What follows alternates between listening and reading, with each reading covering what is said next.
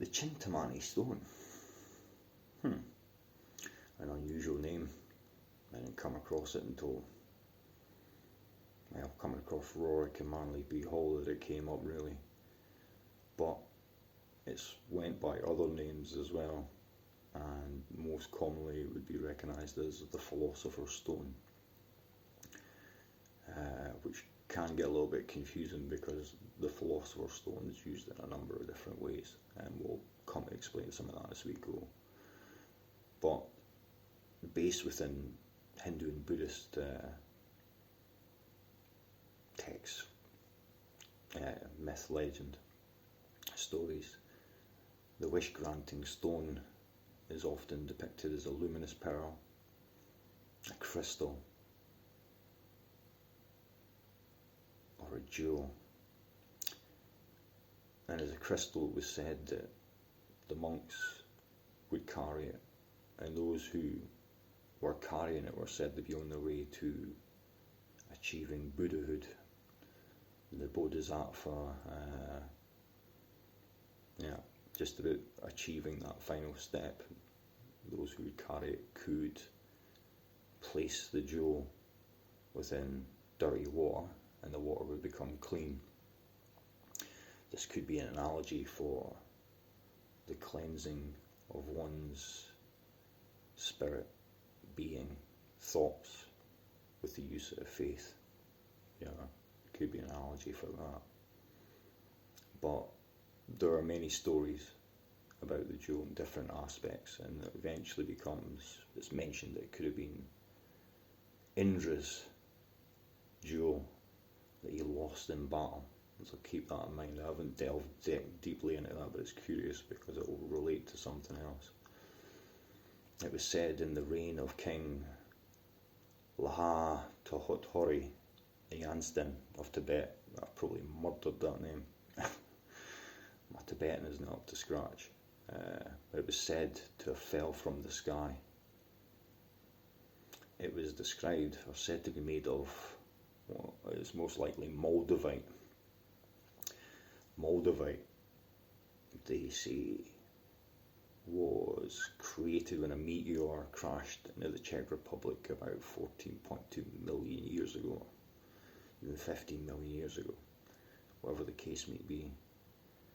And on impact it created this crystal, this stone, Moldavite. The stone is used in crystal healing, and it's for enhancing healing and supposedly psychic energies. It's quite sought after, actually. The emerald tablets were also said to be made of Moldavite, which is a curious fact. Again, the legends of who's who that have held the stone at some point range from King Solomon to Alexander the Great and the Mughal Emperor Akbar. Those possessing it were said to be granted the use of its powers, from healing to granting wishes. It's curious. There's another side to the tale though. It comes from the Heavenly Grail. The Archangel Michael struck the crown of Lucifer from his prideful head, and the central green stone fell like a meteorite from the presence of God. It's said to have fallen in Palestine and was found and given to the king of Tyre, who polished it in a bowl and gave it to Solomon. There's also the Wolfram van Eckenbach's poem of Parsifal. The Holy Grail was a cup wherein was gathered the blood that flared from the wound in the Redeemer's side.